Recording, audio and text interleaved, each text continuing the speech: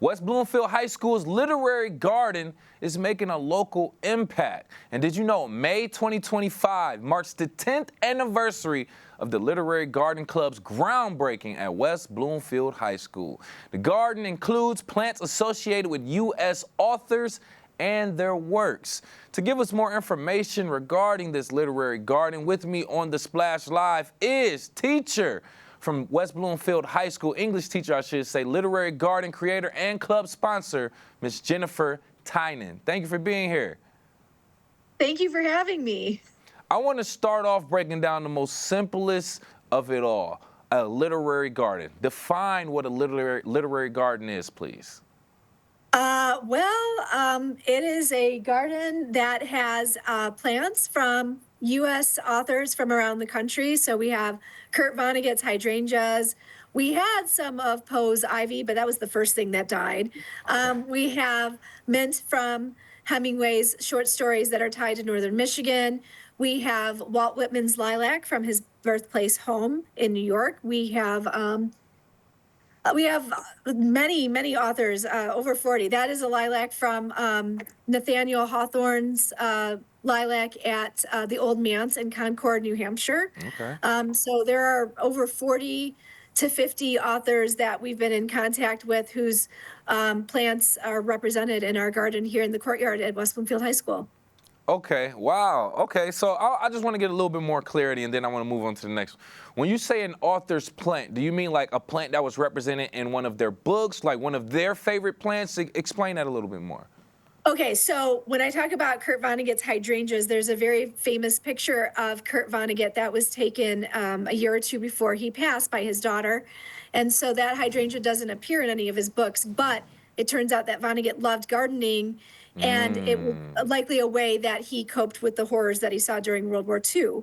So that's one tie. Right. But the mint that appears in Hemingway's short stories that are based in northern Michigan is a mint that shows up in a couple of his short stories. So it's not necessarily a mint that is, tied to him biographically, although it probably is, but it does appear in his fiction. Okay, nice. I see how this is coming together, and I like it. To me personally, it seems like reading and the zen that you get from being in this garden works perfectly together. I want you to give us a little bit of a story as to how the West Bloomfield Gardening Club and Literary Garden Club got started in general. Well, I taught in a classroom without windows for about 18 years. Oh, wow. And I love gardening. And so a lot of the books that I teach, especially starting all the way back from when I started teaching, I remember teaching Transcendentalism in my first years of teaching, and you can't teach Henry David Thoreau in a classroom without windows. So I remember taking the kids out my first year of teaching into the nature preserve here behind the high school, and having them study Walden the same way that Henry David Thoreau wrote Walden, which was being out in nature, observing nature, writing about what they saw in nature. And in those early years, I didn't really, I was a new teacher and I was full of enthusiasm and maybe didn't realize what kids might do outside, like climb trees and, try to, walk on the ice. And so I got better and better at that. But then actually growing plants and tending to plants and watching that life cycle of plants, which is one of the things that Nathaniel Hawthorne did while living in renting a room from Emerson at the Old Manse in Concord, and writing about this lilac that he watched go through all the seasons and comparing that to the life cycle of man was really fascinating. To have a piece of that literary history here in the courtyard. We're the only literary garden of its kind in the United States. So. Oh yes, I love how you're painting this picture and making it make sense with us as well, and that makes the club scene so much more cooler. With me right here live on the Splash, by the way, from West Bloomfield High School, English teacher, literary garden creator, and club sponsor, Miss Jennifer Tianen, just talking about the literary garden, and then what the definition of it is, how it came about, and now I want to ask you essentially, how has it evolved? 10 years. Congratulations, first and foremost. Talk about the evolution over this decade. Well, it's been an interesting decade because COVID, 2020, the halfway point. And so there was a point when, in those early months, I wasn't even able to come in to the building and because you have to come into the building to get into the courtyard, and I couldn't even come in to weed the garden, which was tough. But fortunately, it survived, and that has been a real testament to the power of nature, and that sometimes you have to trust beyond what you're able to do. But I made a lot of mistakes. The very first thing that I will tell you is that I made a ton of mistakes, and that if I were to do it over again, I would have just stuck with native plants. But 10 years ago, I thought that it would humanize the authors to bring plants from their homes for students to study and to see what inspired them. I thought that that would bring a real, immediate connection for kids to see these plants, and to say, well, Emily Dickinson tended these roses with her own hands, which we do have a Harrison's yellow rose bush out here that Emily Dickinson, it is thought that scholars think that she tended it with her own hands. But now that I know a little bit more, one of the things that we're going to do to mark this 10-year anniversary is to plant a pollinator garden here in the courtyard. And then the Earth Club, which I also sponsor, will be raising butterflies to help repopulate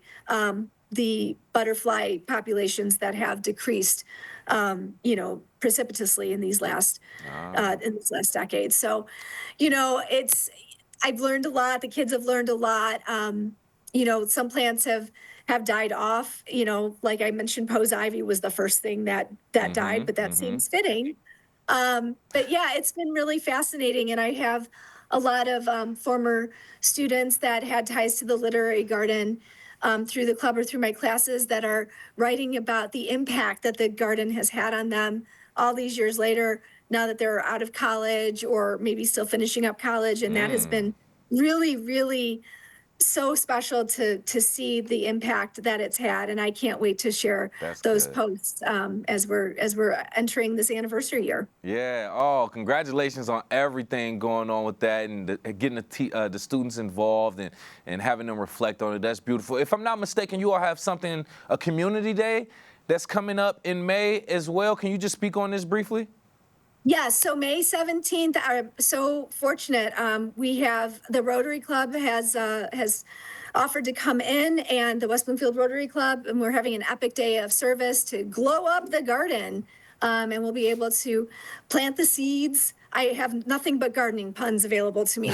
So plant the seeds for a new decade of growth as we move forward. So keep it coming. I love it. Okay, beautiful. All right, so I will be remiss if I didn't at least talk about this. Earth Day. Any specific special programming activities you all have going on for Earth Day?